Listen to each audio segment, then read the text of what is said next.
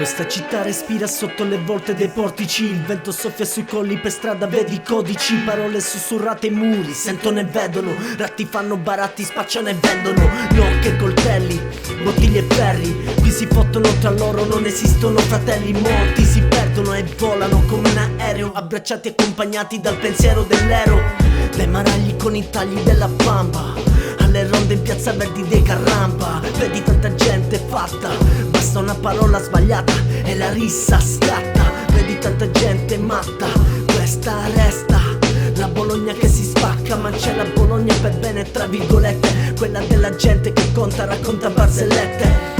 Più di un tossico non la smette, continua perché non finisce mai manette. La rossa respira ancora di ora in ora, si passa dalla ricchezza a disagio di zona in zona. Storie di merda ne potrebbe raccontare molte, ma il succo che è più debole non batte mai più forte. Lo sanno i siculi, i pugliesi, i napoletani, i calabresi, gli africani, gli albanesi, i rumeni, i cinesi.